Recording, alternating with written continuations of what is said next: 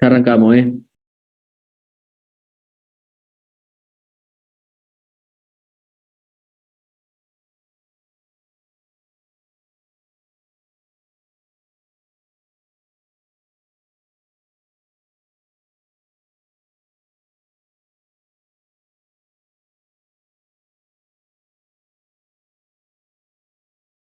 Leí, Gastón Ledesma, leí tu mensaje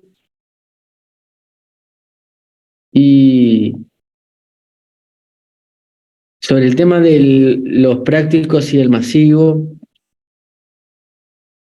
entiendo que solo te podés conectar a este espacio y no al reducido. En tu caso, indicanos en qué práctico estás.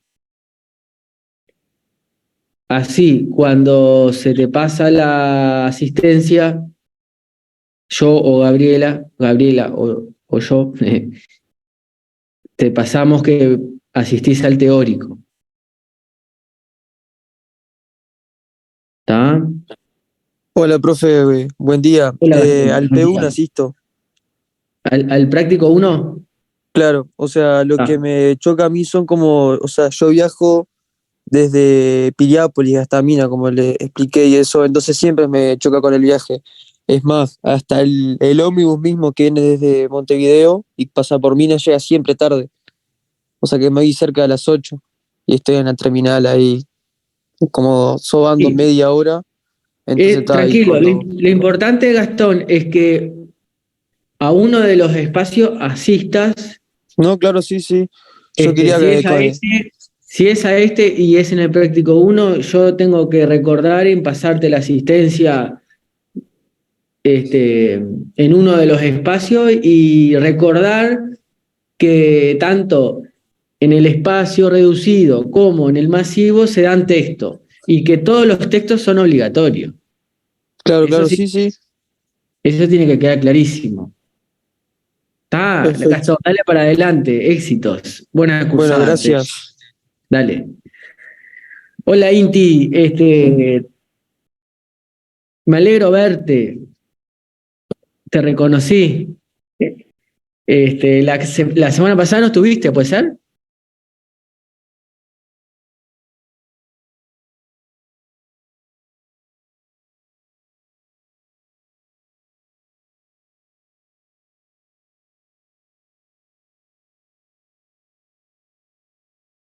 No se te escucha.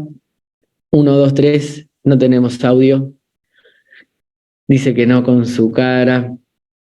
Bueno, arriba, Inti. Joaquín, hola, ¿cómo estás? Este año, Joaquín, espero verte de vuelta en La Paloma, en el encuentro de estudiantes. Pero Parece ya, ser que... ya poneme en la lista. Exactamente. Este año vamos a dar un taller, me parece, con un Yo- colega. Vamos a ver. a mí Sí. me propusieron dar un taller de algo también, pero no sé todavía. Qué bien, qué bien. Hola, Gabriela. Buenas, hola a todos y todas, ¿cómo están? Todo lindo. Bueno, ahí Sofía también puso la cámara. Agradecemos a todas las personas, también a Julieta, Natanael, que también puso la cámara ahí. Para nosotros es más amigable. Bien, este, vamos a continuar con el cronograma. Con el cronograma que tenemos ya pautado, ¿sí?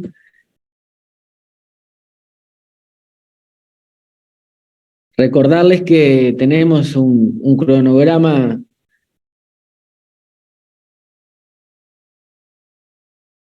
que nos llevó muchísimo tiempo a Gabriela y a mí cerrarlo. Hoy estamos en la semana 3, ¿sí? Semana que va del 21 de agosto al 25. Esta semana hay un práctico, el práctico 3. Si hay personas aquí presentes del práctico 3, es feriado el 25, por lo tanto no van a tener el práctico.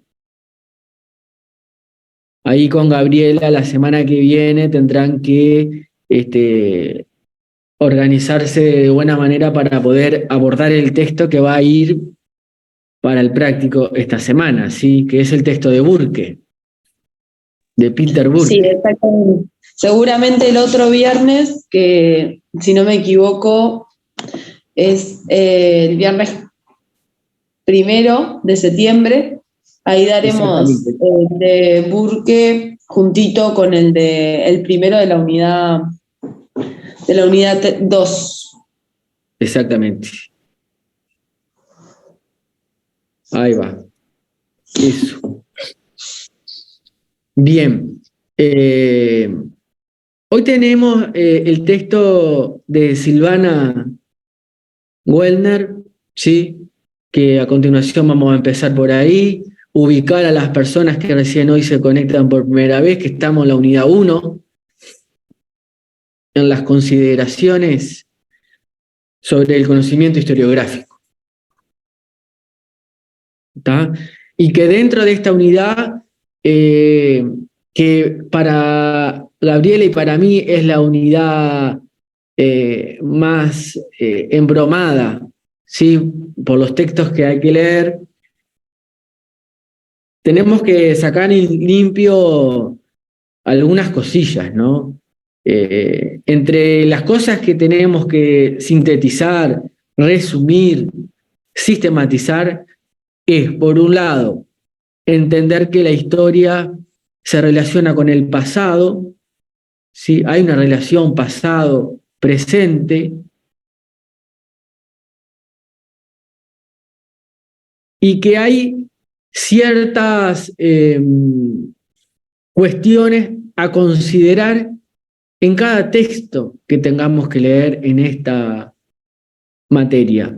Las coordenadas de espacio y tiempo son cosas que tienen que quedar bien claras siempre. O sea, cuando leo un texto historiográfico, ubicarlo en el mapa, ¿sí? A ver de dónde nos está hablando y en qué momento nos está hablando. Otra de las cuestiones que tenemos que considerar es el uso de las fuentes. Dicho en otros términos, es bueno, tenemos que prestar atención, colocar el ojo en las fuentes de investigación, en donde se posiciona la persona que está investigando historia, con qué recursos cuenta para decir lo que está diciendo. ¿Sí? Y en definitiva, cómo se construye un objeto en investigación, en este caso a propósito de la educación física. ¿Está? Haciendo un rapidísimo resumen, ¿sí? En el primer teórico, nosotras estuvimos hablando con un autor que se llama Bloch se escribe, ¿sí? Introducción a la historia. Es el texto que, bueno, fue el primero, por cierto, una masa ese texto, quienes ya atravesaron, navegaron por él, se pueden adherir a mis palabras, ¿sí? El texto de introducción a la historia, que hay que leer tanto la introducción como la primera parte, es un texto bastante difícil de llevar por la forma que está escrita, ¿sí? Por su época del autor, Marc Bloch, ¿sí? Y bueno, y ahí el autor ya nos adelanta un poco qué significa esto de la historiografía, el estudio historiográfico, ¿sí? Va a mencionar las perspectivas siempre occidental. Y eso me parece que es importante decirlo, ¿sí? El autor, que es un autor de finales del siglo XIX, principios del siglo XX, ahí como investigador y como fundador de una de las grandes instituciones uno de los grandes centros de estudios de historia, que es la Escuela de los Anales, bueno, él va a plantear siempre una mirada occidental. ¿Sí? En esa introducción va a hablar de la memoria y de la importancia que tienen las culturas que han podido registrar, ¿sí?, algunos materiales para luego poder pasar por la sistematización y por la ciencia. La historia, dice Bloch, ahí en esta introducción, se encargará de la interpretación, ¿sí?, de llenar, de evacuar interrogantes en términos de laguna. La historia va a estar en los lugares más oscuros, más silenciados, y va a tratar, intentará dar a conocer, identificar, categorizar cosas que no se dijeron, o cosas que se dijeron de una manera que pueden ser leídas desde otro lugar. Para Bloch, esta historia se vincula con lo estético, con la imaginación, porque hay que situar a la persona que te lee, ¿sí? Y bueno, empieza a definir un poco a la historia también, ya esto en la primera parte. La historia tiene que ver con un objeto, ¿sí? O sea, la historia tiene un objeto de estudio, que son los hombres, dice él, en el tiempo. Cuando se pregunta en el parcial sobre cuestiones vinculadas a Bloch, bueno, hay que ir hablando y desarrollando todas estas cuestiones, ¿verdad? ¿Por qué para Bloch la historia es de los hombres en el tiempo? ¿No? Podría ser una pregunta.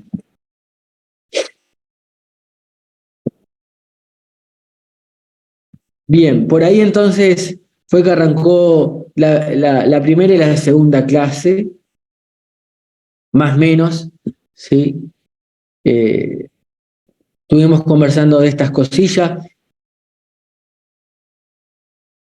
Dice el autor que la categoría de duración es lo que importa en definitiva. ¿Por qué? Porque la historia va a interpretar, va a categorizar, identificar, describir hechos consumados, hechos que ya sucedieron, ¿sí?, que tuvieron un principio y que tienen un final. El final ahí hay que ver el periodo, si todavía perdura hasta el día de hoy o si ya también terminó. Ahora, son objetos que han tenido una duración.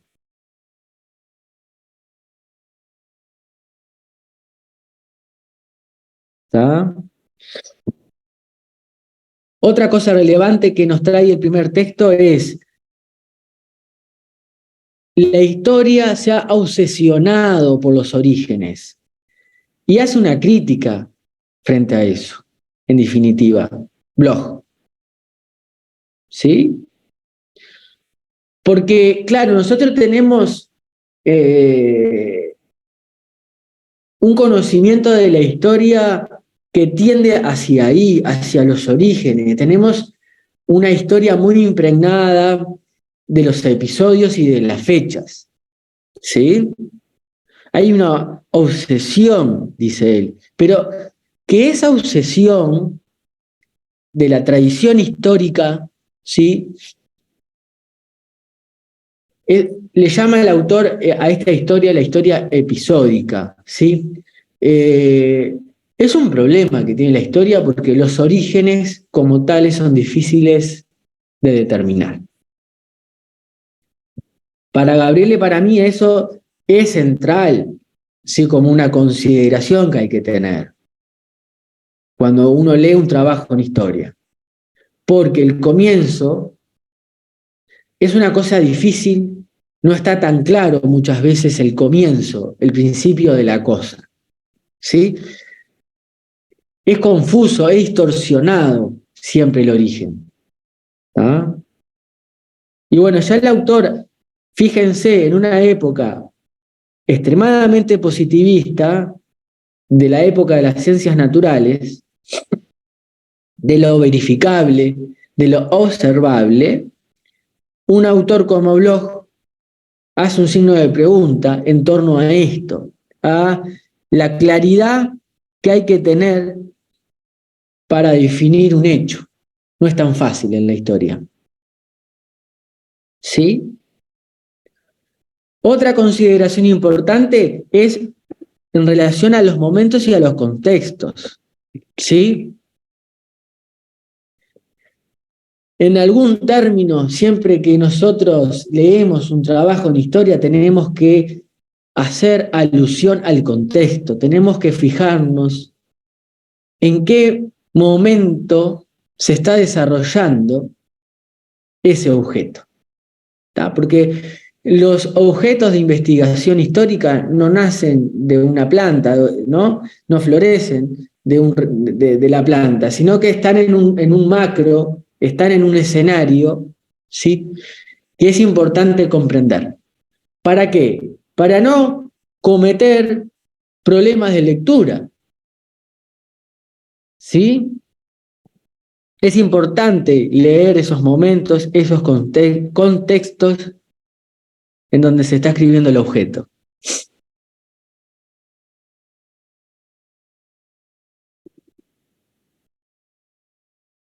Bien. Si leyeron a Silvana Goldner, en algunos pasajes del texto, Silvana Goldner plantea lo mismo que Bloch sobre la posibilidad que nos da la historia para comprender el presente. Dicho de otra manera, qué importante es ir a leer cosas del pasado para comprendernos mejor, dice Silvana Goldner.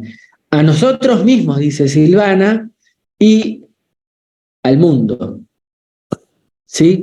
Eso es una idea que recoge de Bloch, claramente. Lo nombra una vez a Bloch, ¿sí? Como un clásico.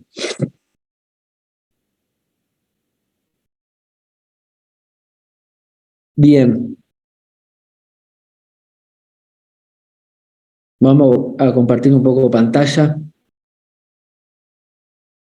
Bueno, gracias a las personas que pusieron ahí cámara, Luciano, buen día, que te veo ahora, Joaquina, Lautaro, Tomás. Bueno, vamos a compartir un poco pantalla.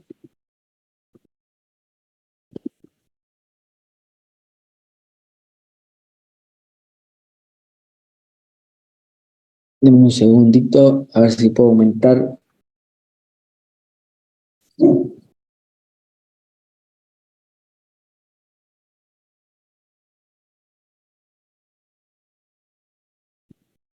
Opa.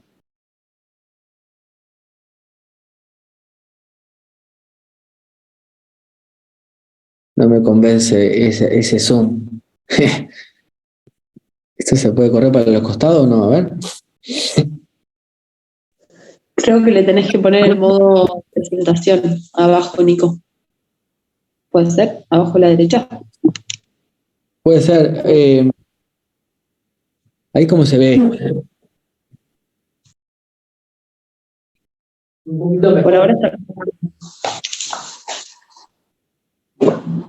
No sé cómo les aparece a los y las demás. Cargando también, profe. Bueno. Voy por esta, a ver. Ahí.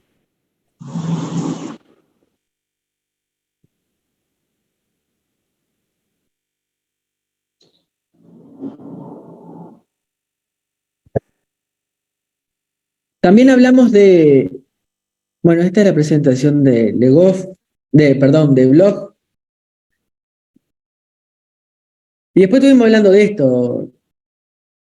de este autor, de Legoff. ¿Puede ser? ¿Se acuerdan? Sí. Bien, lo relevante en este autor, ¿sí?, es el tema de las fuentes en historia, ¿no? O sea, el material con el que trabaja la persona que investiga en historia. Y bueno, y habrían como dos materiales según Legoff, que Legoff también es francés, igual que Marc Bloch, solamente que es de otra época, ¿sí? Es del siglo XX, contemporáneo Legoff, ¿sí? Está. Ahí está. Muere en el 2014. Y también fue como parte de otra generación de la Escuela de los Anales, este gran centro de estudios de investigaciones históricas.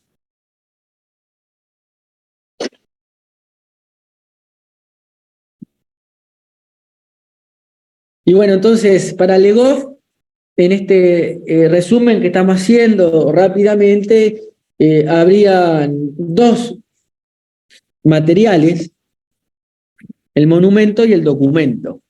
Sí, que son materiales de diferente orden. El monumento, en términos concretos, lo podemos hallar en las obras, las grandes obras arquitectónicas, ¿sí? Por ejemplo, el obelisco, las estatuas, ¿sí? Las grandes construcciones de la época medieval, de la antigüedad, ¿sí? El monumento tiene como propósito propio de su definición, dice Legoff, hacer recordar, ¿no? O sea, tiene que ver con mantener la memoria, ¿sí? Todas esas construcciones que tenemos en la civilización tienen que ver con eso, ¿no? Y después está, bueno, otro tipo de material que es el documento escrito, ¿sí? Que tuvo una connotación similar al de prueba, ¿sí? Ya te doy la palabrita, Joaquina.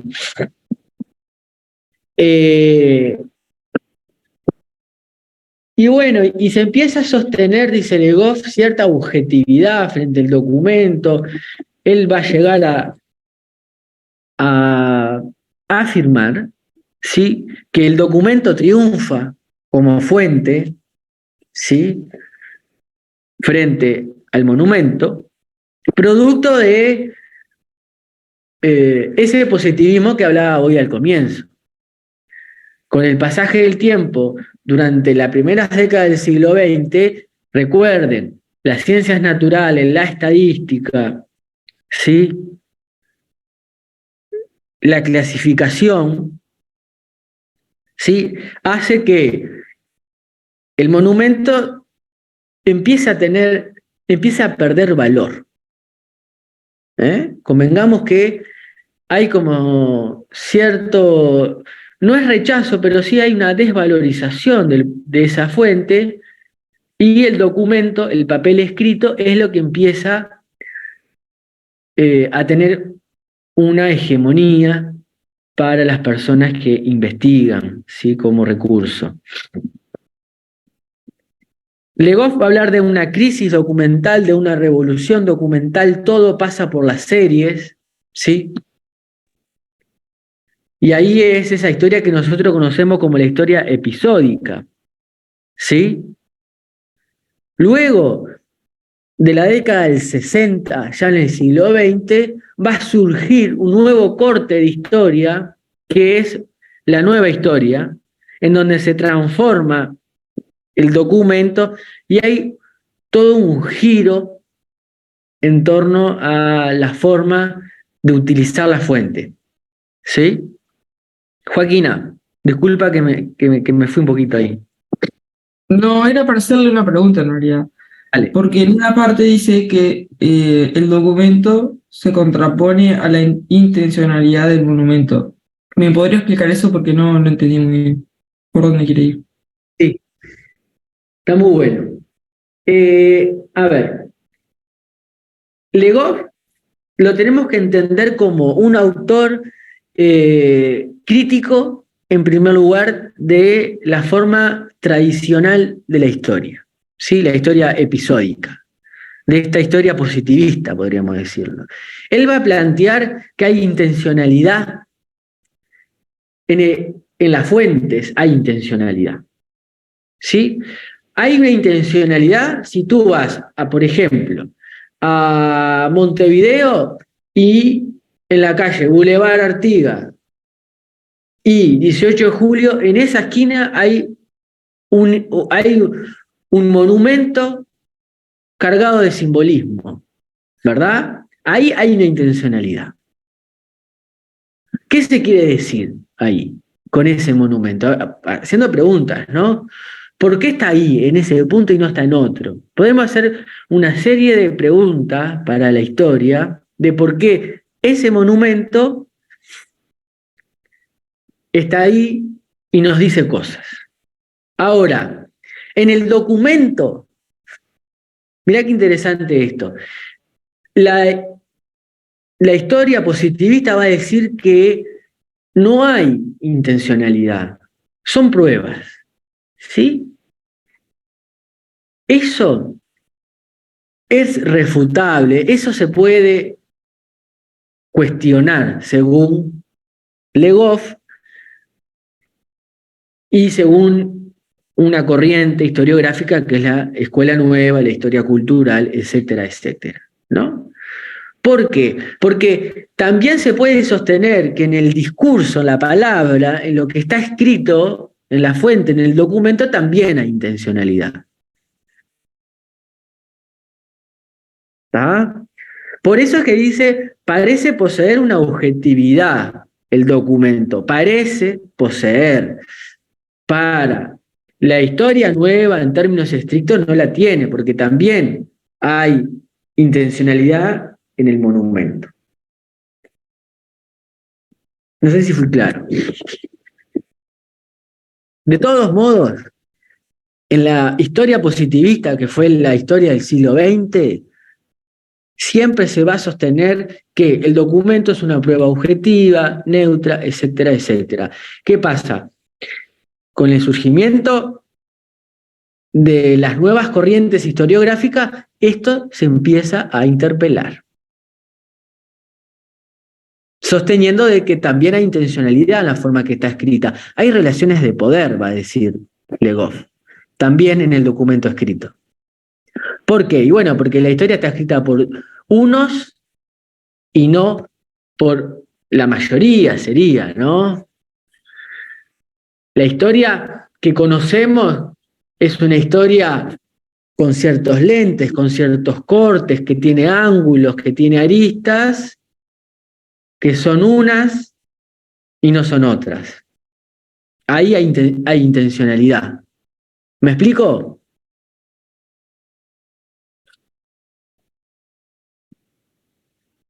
Bien, Sí, pero gracias. arriba. Para las nuevas corrientes historiográficas, ¿sí? En el papel, en la fuente, en lo escrito, hay cosas presentes y hay cosas que están ausentes. ¿Está? En el documento escrito no está todo dicho, sería. Lo mismo pasa en una fotografía, cuando uno muestra una fotografía del objeto de estudio, y bueno, en la fotografía hay cosas y hay otras que no están. ¿Sí? Bien. Por aquí entonces, cerrando a Legoff,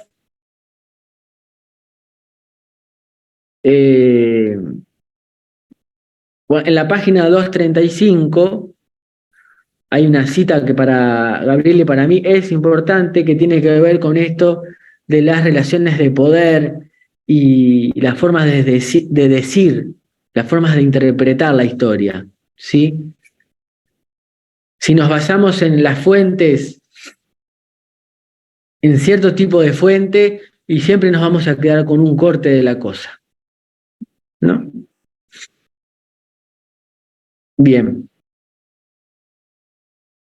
No dijimos, pero de Legoff hay que leer el capítulo que se llama El orden de la memoria.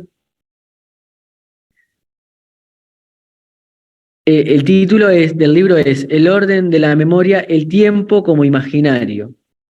¿Sí? Y de este libro, El orden de la memoria, el tiempo como imaginario, leemos solo el capítulo Monumento Documento, ¿sí? Que está en la página 227 a 239.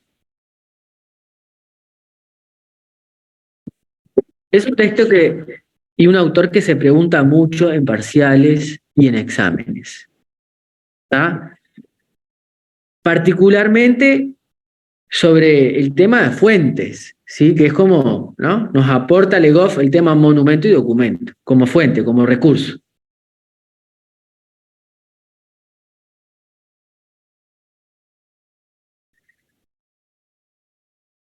Bien, y para hoy tenemos un texto muy interesante, escrito por Silvana Wellner,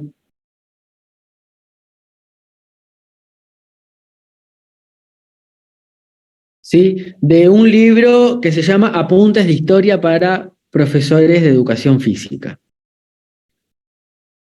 Es un libro que lo compila Rodolfo Rosengart, un profesor de educación física y también historiador, y hay una serie de artículos. Bueno, nosotros leemos el capítulo 2 de la primera parte, que se llama La importancia del estudio y la investigación en historia de la educación física y el deporte en la formación de profesores. Va de la página 35 a la página 44. De Silvana Wellner, decirles que, bueno, es contemporánea, es una investigadora de Porto Alegre, Brasil, ha tenido, evidentemente, una acumulación de trabajos de este corte, ¿verdad? Historiográficos, de educación física y de deporte.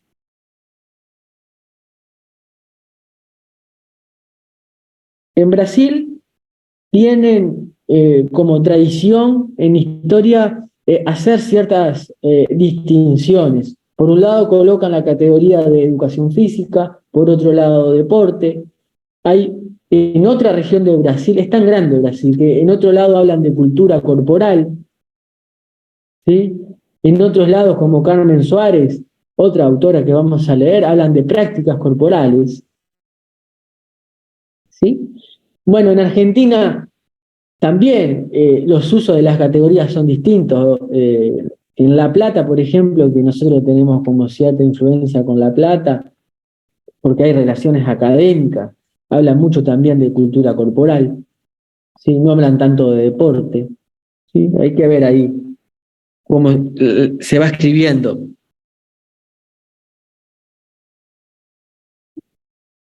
Bien.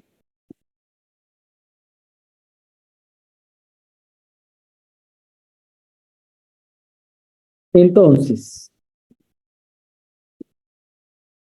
siendo el texto de Wellner, ¿sí? Me parece que es muy interesante la manera en que comienza la autora, ¿sí? Voy a dejar de compartir y ahora comparto, ¿está? La autora comienza, me parece, de una forma muy interesante porque empieza con una pregunta, ¿no? ¿Por qué el estudio de la historia de la educación física y el deporte? En la formación profesional, es como la pregunta, ¿no? Que por allí nos inicia. Bueno, para ella hay que comprender, ¿sí? Un conjunto, ¿sí? Que a su vez es creciente, de productos y servicios que tienen que ver con nuestro campo, la educación física, ¿no? En otros términos diríamos, bueno, hay que estudiar en historia de la educación física y el deporte porque hay un conjunto de cosas que suceden actualmente que tienen que ver con los mercados y con las cosas y los productos que se venden, ¿sí? A propósito de los cuidados con el cuerpo, la salud y la educación. ¿Sí? Dice la autora que hasta los años 30 del siglo XX, los estudios historiográficos estaban orientados exclusivamente al tema del deporte, ¿tá? Tanto nacional como internacional. Pero que no importaban los contextos. Y vieron que Bloch hoy, hace un ratito, aportaba que es una necesidad, un requerimiento, hablar de los contextos históricos. Con esto lo que nos está diciendo Silvana Wellner es que hasta los años 30 en Brasil, lo que había de historia del deporte y de la educación física remitía a cuestiones deportivas, exclusivamente, sin ver los contextos más amplios. ¿Sí? En Brasil, ¿no? Es como el hermano mayor, ¿no? que tenemos del Uruguay. Hubieron momentos en la historia de la educación física y el deporte. Y nombra a Víctor Andrade de Mello como un primer momento de la historia en Brasil, en donde empieza a relacionar objetos con la educación, o mejor dicho, relaciona objetos de la educación física y el deporte con la educación y con el cuerpo. De todos modos, esta forma, ¿sí? Este primer momento fue el de las grandes hazañas, los grandes exponentes, ¿sí? Y no hubieron trabajos historiográficos de los sectores durmientes, como le llama Bloch, de los sectores de la resistencia, ¿no? De la otredad. No hubo investigación sobre las mujeres, por ejemplo, y el deporte. Estamos hablando de la década del 30, ¿no? En siglo XX. No hubieron investigaciones sobre los sectores indígenas, los pueblos originarios, ¿sí? Sobre los pueblos o los sectores oprimidos relacionados con el deporte y la actividad física, sino que hubo esta gran historia de los campeones, etcétera, etcétera. Hay un segundo momento, dice la autora, ¿sí? Que es el momento de Inesil Pena Mariño, ¿sí?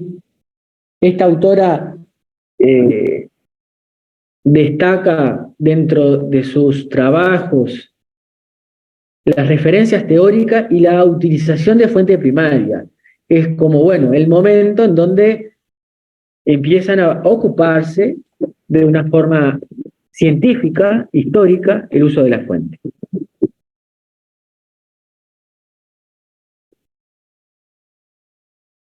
Bien.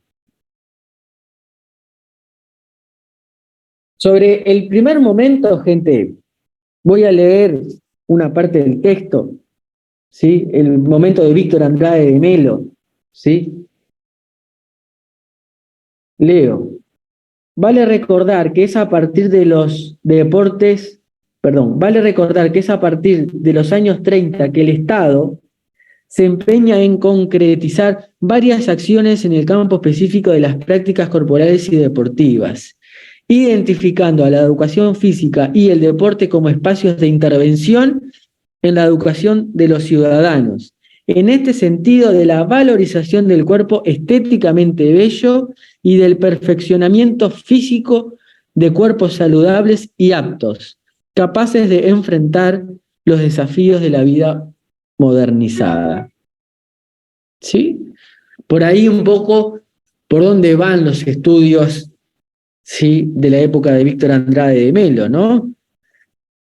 Mostrar los cuerpos sanos, cuerpos bellos, fuertes.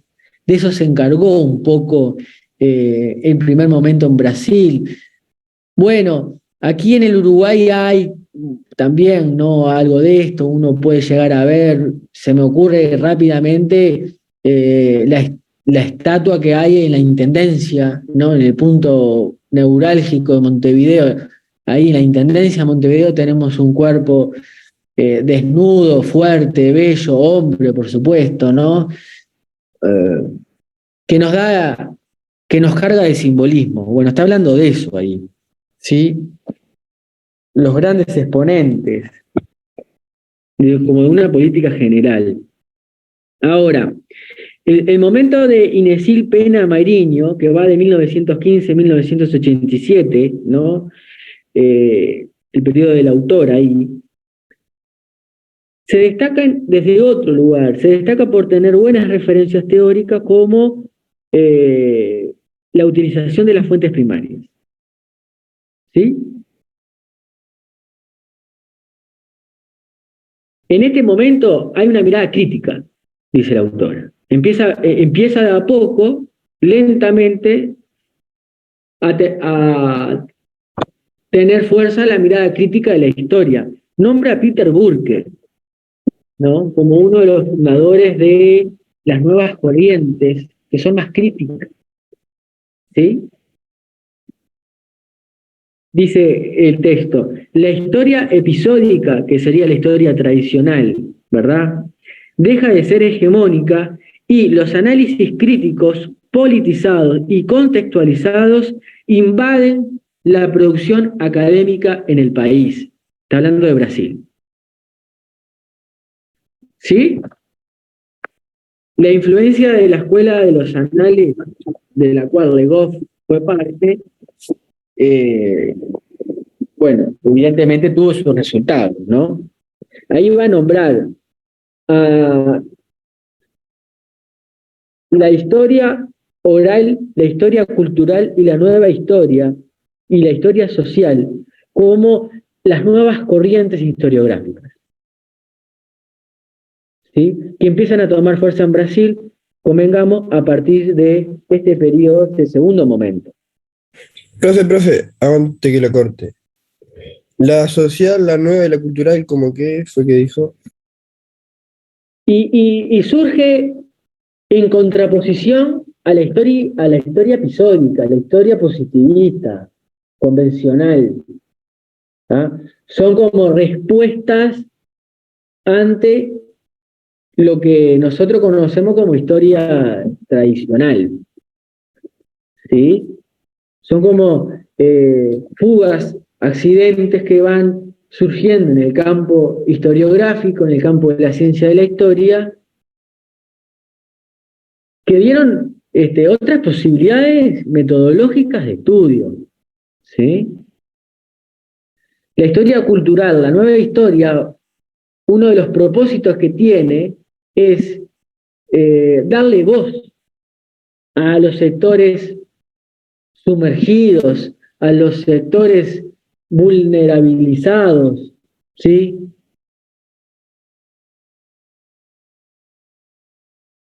Y les da voz, y del momento que le da voz, es que la historia, ¿no?, empieza a leerse a contrapelo, tiene otra perspectiva, y no la de los héroes, sería, ¿no?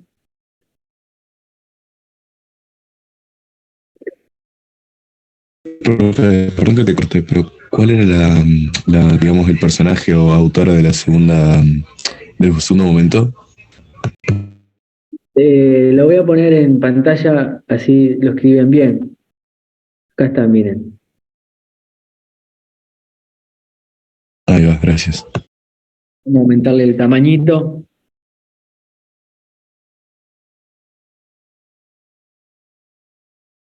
Aquí.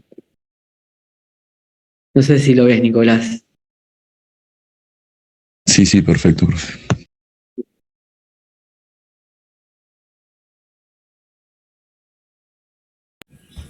Profe, con Sí. respecto a eso que usted decía de que como que se desaparecen un poco los héroes, fue lo que dijo más o menos, ¿no?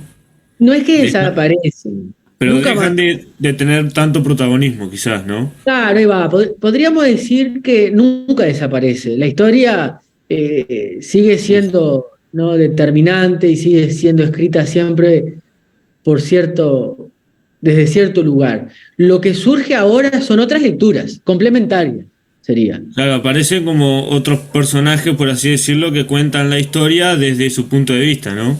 Exactamente. Es Bien. eso. Brillante. Quizás ahí ayuda a pensar que una cosa vino después de la otra, y ahí cualquier cosa, Nico, corregime. No es que una cosa vino después de la otra, una forma de historia vino después de la otra, sino que quizás se siguen produciendo conocimiento en términos de una historia que responde al positivismo, nada más que ahora hay autores que se dedicaron a complementar esa visión y traer nuevas perspectivas, y además de que esa historia positivista continúa, aparece la posibilidad de otra nueva historia. Ahí va a depender de la gente también en cuál unirse, o sea, para pensar así, ¿no? Por ejemplo, una sigue estando, pero cabe en las personas decidir, tipo, qué quieren creer, digamos. Y quizás da lugar un poco a ser un poco más, no sé si sería crítico la palabra, pero no quedarse con lo que nos contaron siempre, por ejemplo, y poder ser un poco más crítico y analizarlo desde otro punto de vista. Sí, va por ahí, va por ahí. Miren, le voy a leer una partecita del texto. Profe, ay, perdón que lo corte.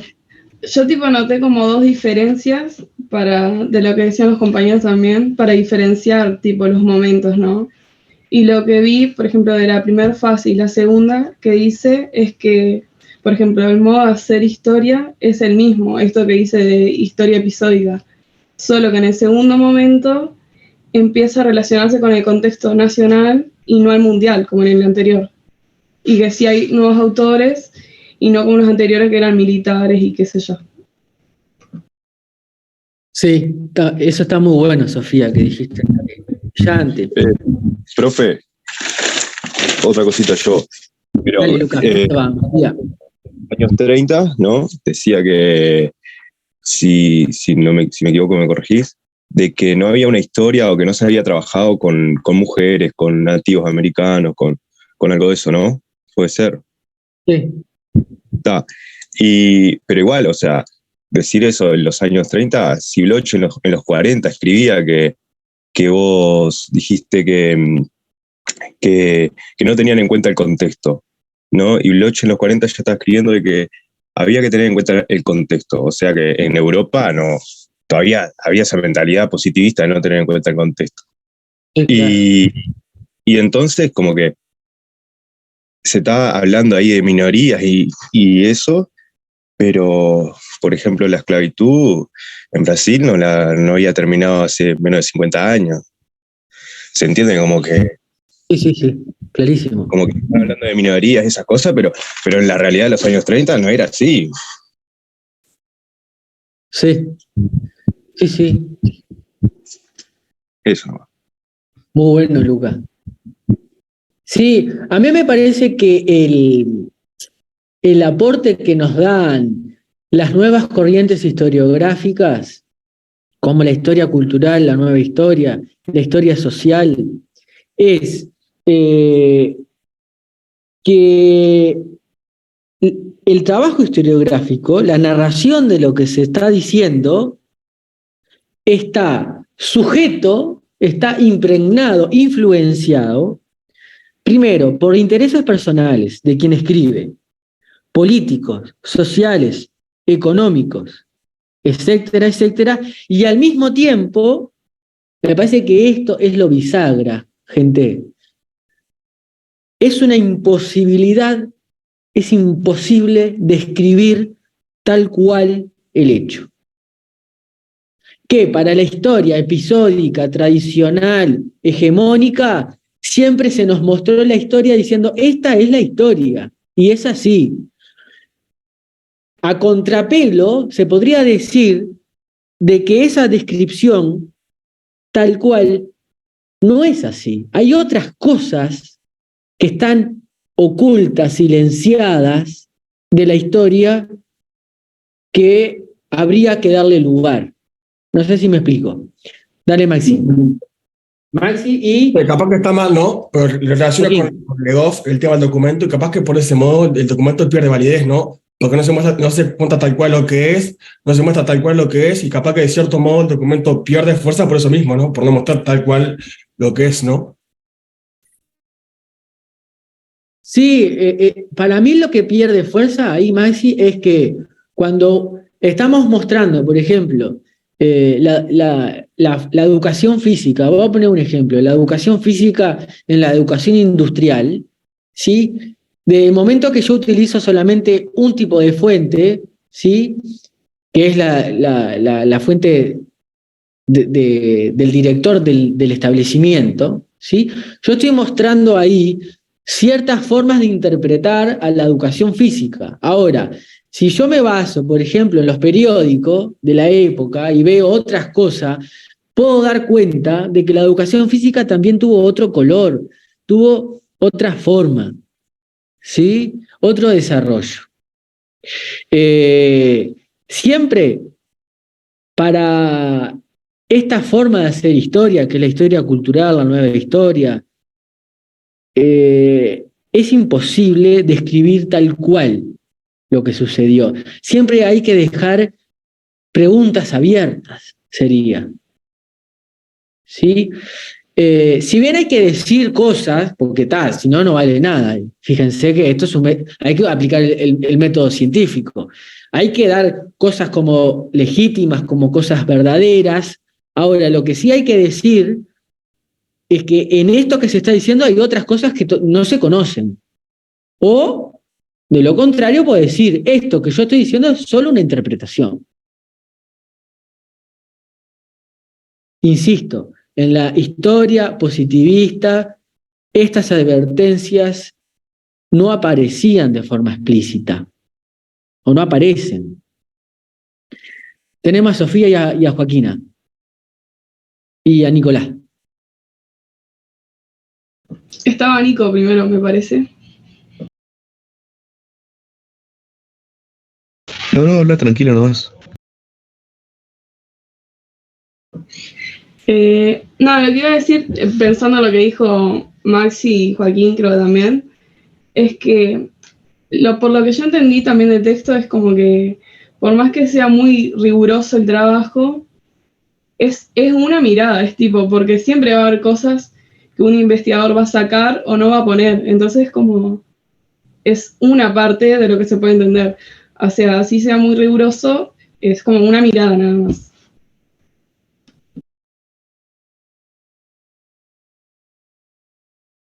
Eso. Está bien eso, está muy bien eso, Sofía.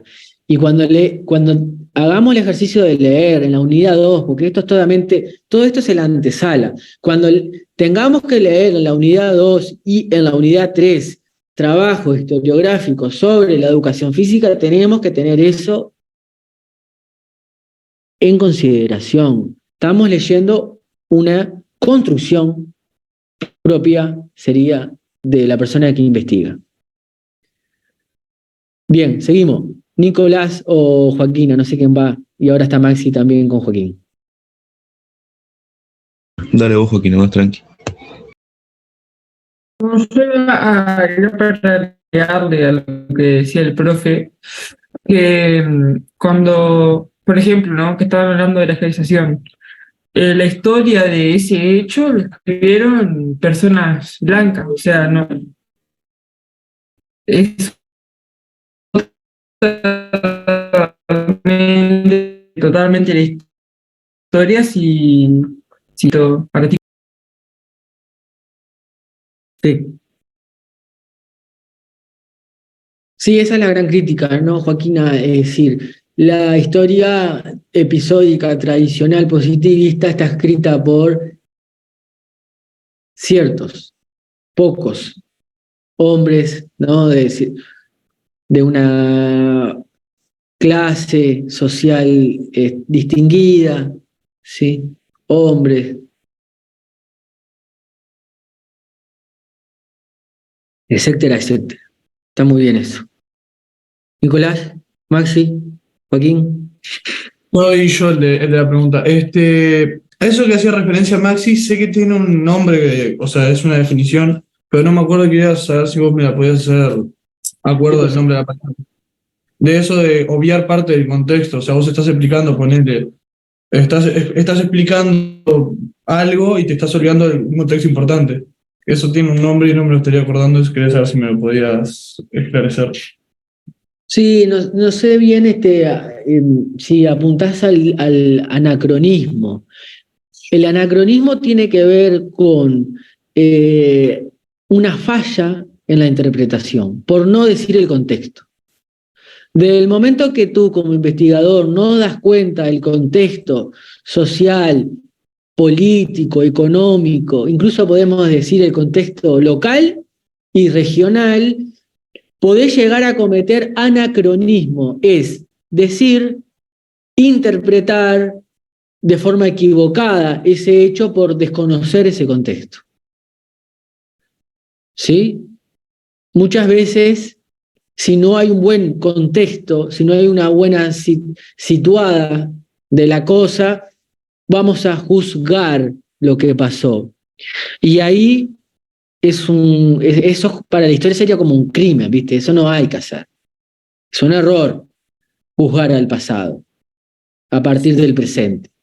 Sí, sí, o sea, eso yo lo tenía porque lo habíamos hablado de lo que se pasaba, porque quería saber si encajaba bien eso, el anacronismo, lo de mirar. Sí, está bien eso. Está bueno eso. Profe, yo te iba a decir que, o sea, entender la historia desde la mirada positivista, o quizás de cualquier mirada, es simplemente ponerse los lentes, tipo como cada lente para cada, como si fuese una perspectiva personal, o colectiva en este caso de la mirada positivista. Pero capaz que en nosotros está tener todas esas perspectivas y analizar de forma crítica lo que más se adapta a la época, digamos. O sea, y a todo un montón de cuestiones. Sí, eso mismo. Por ahí es que va nuestra lectura tocayo con Gabriela. Nosotros no vamos a decir ni que una historia, ni que una forma de hacer historia es mejor que la otra, o que un trabajo historiográfico es mejor que otro, sino en esto de complementar mejor las miradas. ¿Sí? Como decís tú, de forma crítica. Voy a leer otro pedacito para reafirmar esto que venimos conversando. Significa percibir que el conocimiento histórico es una construcción que tiene numerosas reflexiones como, por ejemplo, las fuentes a ser trabajadas, las opciones teórica-metodológicas, la trama, la organización del texto, las interpretaciones, la narrativa, la subjetividad de quien escribe y la mediación entre el pasado y el presente. ¿Sí? Esto está en el texto, gente, les digo la página, esta es la 35, la 36, 37, la 38, la 39. ¿Está?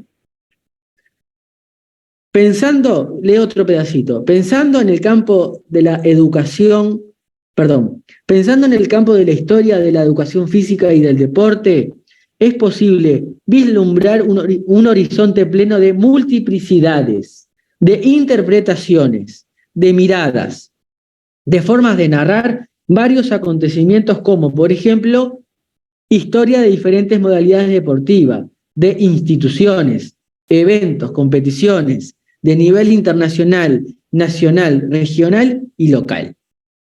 ¿Sí? Con estas dos lecturas lo que hacemos es atar cabos. ¿Sí? Para Silvana Wellner, ¿sí?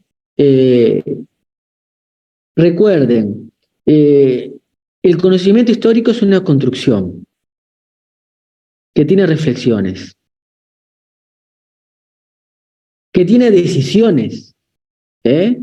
Cuando uno está haciendo un trabajo historiográfico, tiene que decidir qué fuentes utilizar en qué momento.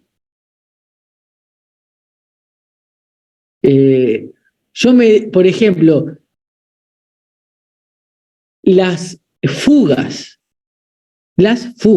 que existieron en la Escuela de Artes y Oficios, el objeto que yo estudio, ¿sí? Que es como, a esta altura, es como mi vida a esta altura, ese objeto, ¿no? Todo el tiempo estoy con él. Las fugas, los motines, esos actos de violencia, ¿sí? Que hicieron, que desarrollaron los alumnos de la Escuela de Artes y Oficios, aparecen en un tipo de fuente y no en otras. Entonces yo como investigador tengo que saber identificar qué tipo de fuentes tengo que usar para decir en el momento clave la cosa. Yo mediante la prensa escrita de la época pude comprender que los castigos físicos en la Escuela de Artes y Oficios hicieron posible que personas se decidieron escaparse de ahí, de ese lugar. ¿Tá? Y hubieron muchísimas fugas. ¿Por qué se escapan de ese internado? Porque la Escuela de Artes y Oficios tenía una modalidad de internado, ¿sí? De pupilo. Y bueno, ahí hay que decir mucha cosa, ¿eh? Si hay personas que se escapan, ¿sí? Igual que ahora, vieron que hay una forma, mucha gente va al hospital, ¿no? Personas que están en una especie de reclusión, porque hay que decirlo, la Escuela de Artes y Oficios era un internado que iba entre 3 y 4 años tenían que estar los menores en la Escuela de Artes y Oficios, ¿no? Salían los domingos, había como una salida los domingos, después de lunes a sábado era ahí, ¿verdad? Con un horario muy rígido.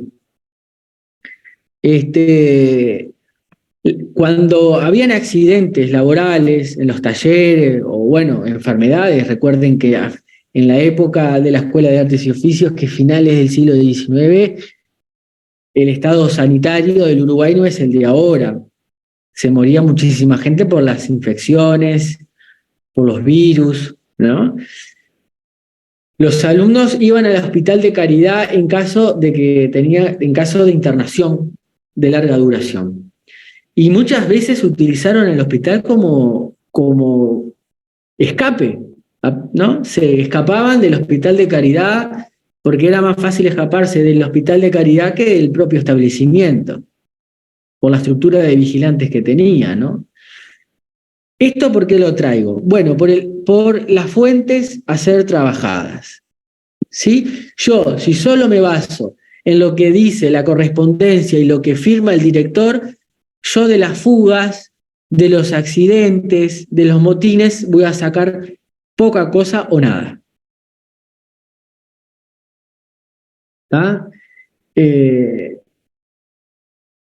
Una nota al pie para seguir ilustrando esto. Hubieron una serie de incendios en la Escuela de Artes y Oficios en el año 1880-1881. ¿No? En 1881 hay una serie de incendios ahí que, bueno, yo como investigador tengo que decir algo al respecto, ¿no? Pudieron haber sido de forma accidental, pudieron haber sido ocasionados. Yo ahí no tengo elementos suficientes para decir una cosa u otra. Lo que sí digo es que en un mismo año hay 2 incendios graves, uno ocasiona pérdidas materiales sustantivas y Esto sí lo digo porque lo encuentro en la fuente, en un hecho puntual. El presidente de la República lo llama y le pide informes al director del establecimiento diciendo, bueno, ¿qué pasa acá? ¿Qué pasa acá? Que esto es un desorden y hay una serie de incendios, ¿no? Que le causa el arresto al director. Después vuelve el director Juan Bellinson a su función. Pero bueno, tuvo una serie de inconvenientes que, bueno, fue interpelado en definitiva el director, ¿sí? Se te cortó ahí, se te escuchó robotizado, no sé qué dijiste. Ah, perdón. No, ¿qué año habías contextualizado? ¿Qué era? La Escuela de Artes y Oficios va entre 1878, 1878, 1887.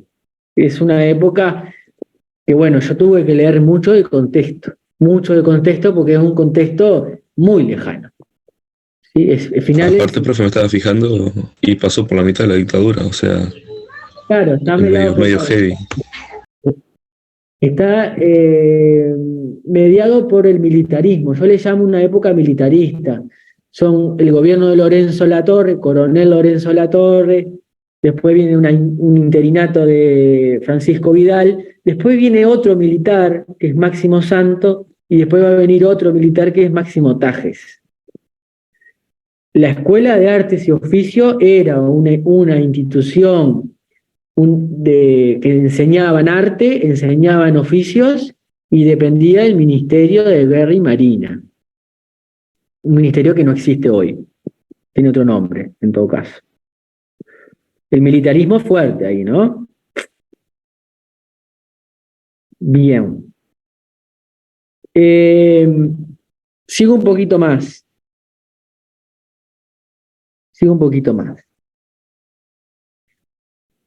Cuanto más variadas, dice el texto de Silvana Wellner, mientras más variadas fueran las fuentes, más fecunda puede ser la investigación. ¿Está?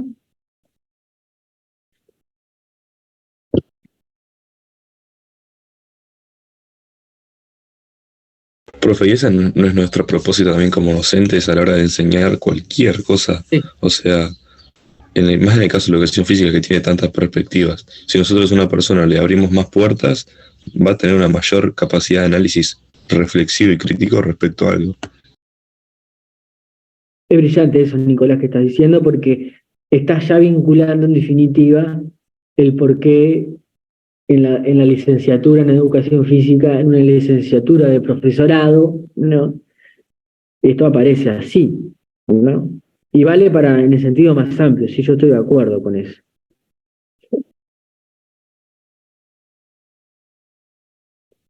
Sigo leyendo un poquito más del texto.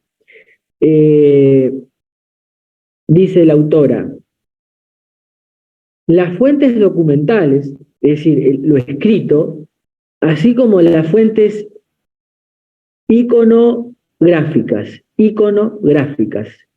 o sonoras, son de importancia equivalente. ¿Ah? Las fuentes iconográficas son las fotografías. ¿Ah? Lo que nos está diciendo la autora, para ella, tanto el documento escrito como la fotografía son importantes. Son equivalentes, dice en definitiva. ¿Sí?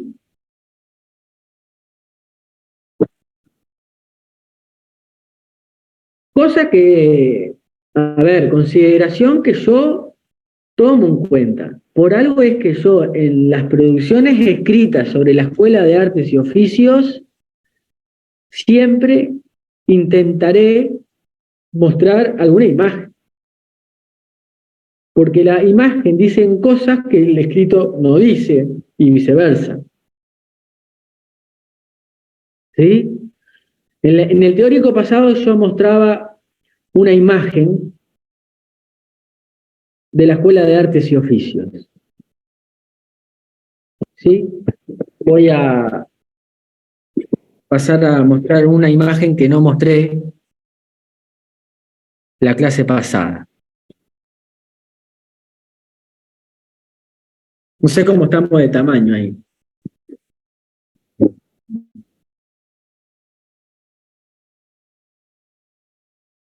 Bien. Esto es la banda de música de la Escuela de Artes y Oficios en 1881. ¿Sí? Los primeros años sería de la escuela.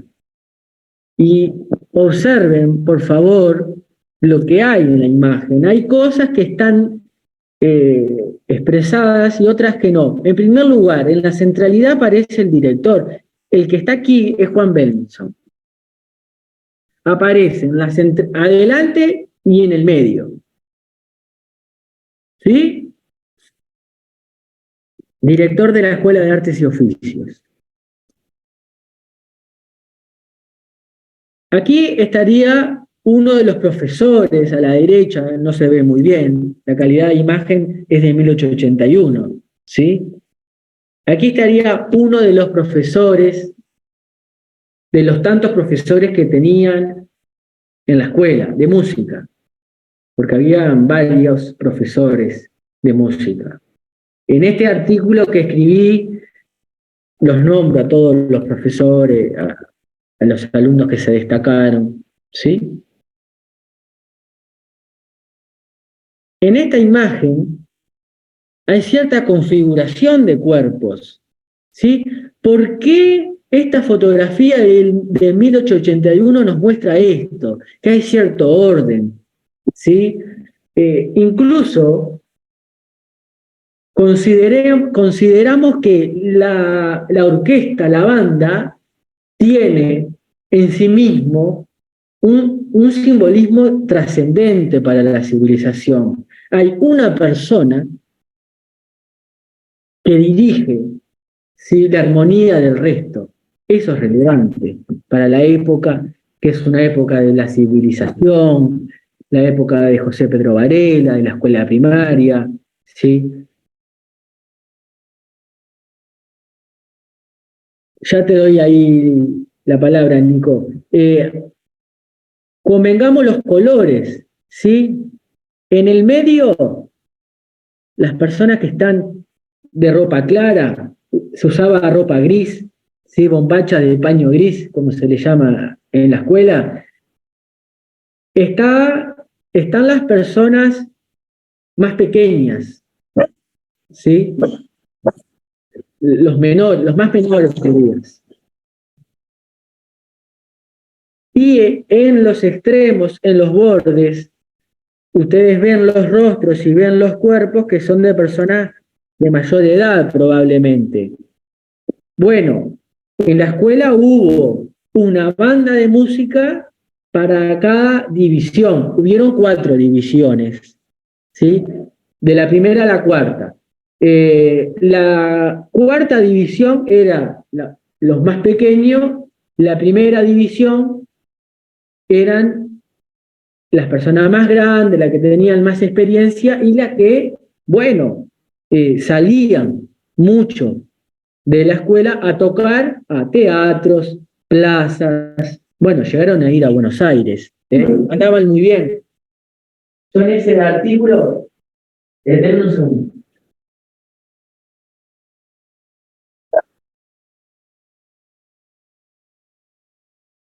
En este artículo lo que intento concluir es que esta banda, sobre todo la banda de la primera división, pudo circular por la órbita de la cultura montevideana y de la campaña. ¿Sí? Fue muy, muy solicitada la banda para tocar en diferentes lugares, tocaban y componían, hubieron grandes componentes. Hay, y, no sé, por nombrarle a algunos de los alumnos más destacados, lograron dedicarse a la música y a trabajar como músicos y como directores de orquesta. ¿Sí? Bien. Y ya te doy la palabra, Nico. Miren al final, ¿sí?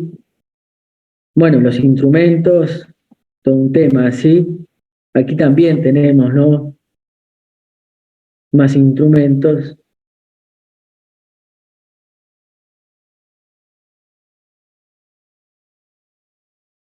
Bien, este artículo está accesible en la web, lo pueden encontrar. Ahora se los copio en el link. Está en la revista, es de este año, en la revista de Encuentros Latinoamericanos. Y bueno, el artículo se llama La banda de música integrada por los menores que asistieron a la Escuela de Artes y Oficios.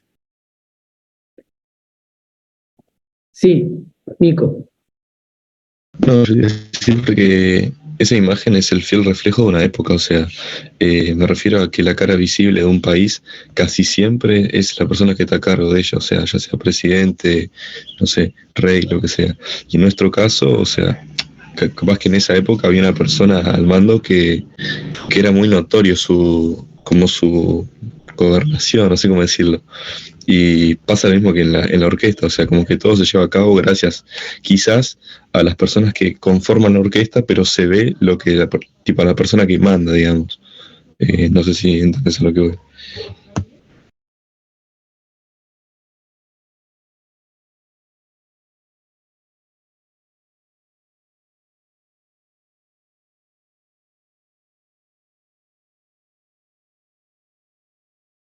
Ahí, ahora sí estaba silenciado. Sí, sí, yo estoy de acuerdo. Voy a compartir ahí el link. Lo puse en el chat para que puedan llegar por si les interesa y quieren jugar un poco, por lo menos para ver el tema del contexto. Yo le dedico un apartadito al artículo solo de contexto político. Y digo, bueno, qué es el militarismo, cómo está la educación en el momento, cómo está la salud, cómo están esos sectores de la política universales, ¿no? Hablo de la población, ¿sí? Y bueno, y doy cuenta un poco de cómo funcionaba la Escuela de Artes y Oficios. Bien, seguimos un poquito más, gente. Esto tenía que ver con la parte que leí de las fuentes iconográficas. ¿Tá?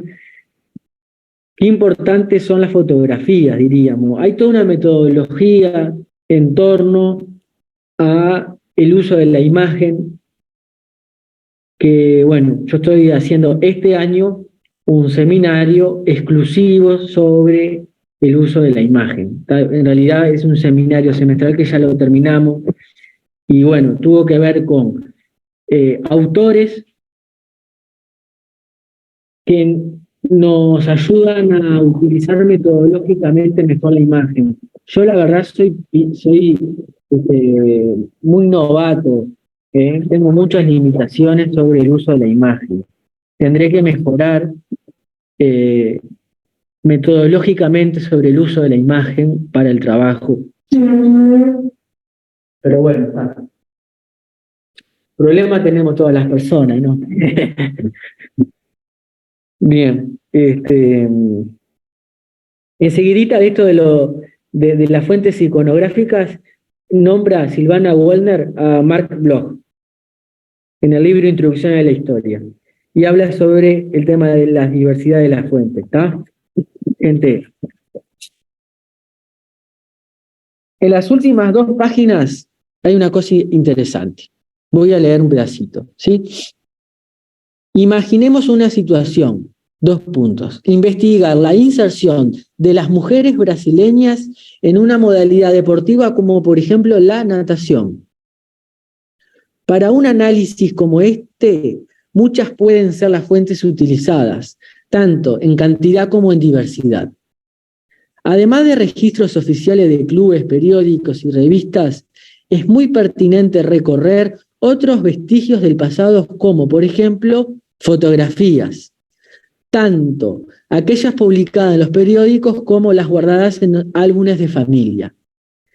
Testimonios de nadadoras antiguas o de personas que acompañaron, filmes, trajes de baño, programas de competiciones, medallas, diarios personales, trofeos, etc. Pues esos documentos, entre comillas, son testimonios del pasado y nos ayudan a entender cuándo las mujeres comenzaron a nadar públicamente. Las pruebas que disputaban, las resistencias y los incentivos que tenían por parte de familias, dirigentes deportivos, educadores, etc. Con esto quiero decir que una imagen, una poesía, una música, un traje deportivo, una pelota, la arquitectura de una plaza de juegos pueden ser observadas como importantes fuentes históricas que dicen cosas de un tiempo que ya pasó. Razón por la cual debemos mirar hacia los objetos y situaciones reconociendo en ellos la posibilidad de ofrecernos infinitas interpretaciones, profundizando de ese modo nuestros análisis. ¿Bien? Me parece categórica esa forma en que ella, Silvana Wellner, cierra esta parte, ¿no?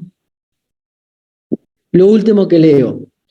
Como la historia no es una materia muerta, su estudio es imprescindible para conocer el presente, entender el mundo y a nosotros mismos, y a partir de esa comprensión proyectarnos al futuro.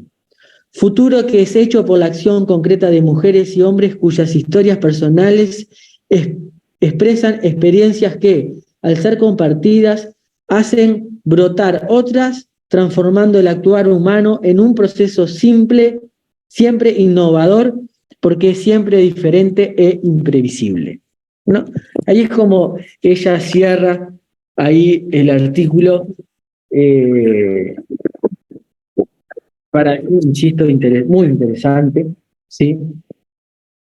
Sobre esta unidad que termina esta semana, ¿no?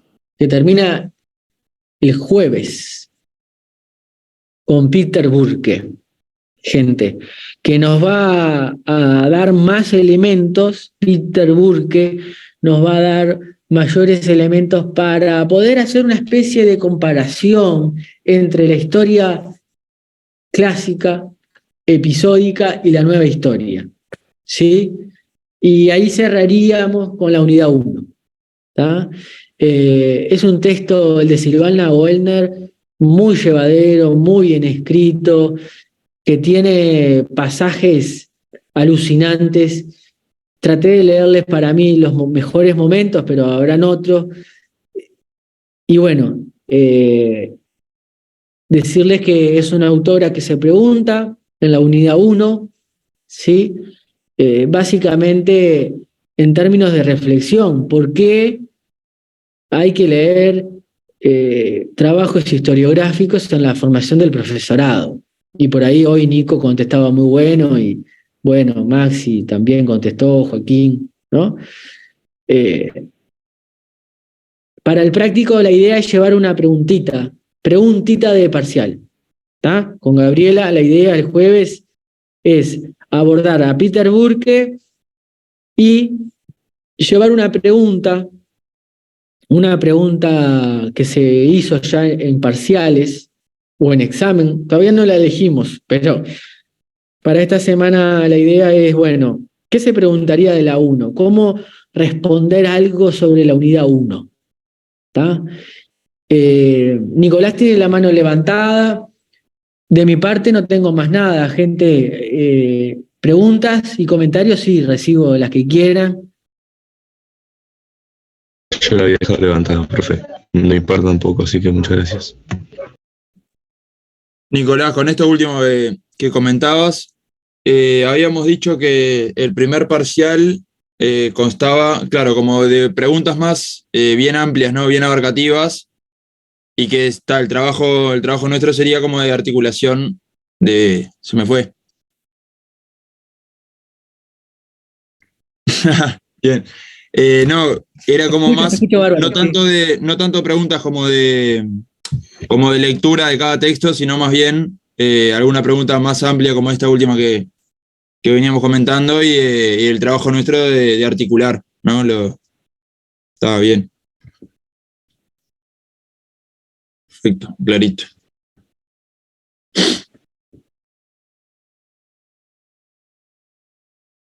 Sí, ahí la recomendación que tenemos con Gabriela es, antes que nada, la lectura de los textos, porque ahí está la fuente, ¿no? Hoy que hablábamos de fuente y que venimos hablando de fuente, la fuente está ahí, la información está ahí, ¿no? En los textos, no en estas clases que son ida y vuelta. Y después los esquemas, ¿no? Que ahí sí, bueno, si ustedes sacan apunte, que sé que lo hacen, y el texto, bueno, se van armando un mapa conceptual, que ese mapa conceptual es lo que va a ayudar a responder el día del parcial. El día del parcial, que va a ser de 2 horas el parcial, en horario de clase, con cámaras encendidas, esto lo tuvimos hablando en la clase 1, igual después subiremos la pauta más adelante, ¿no? Pero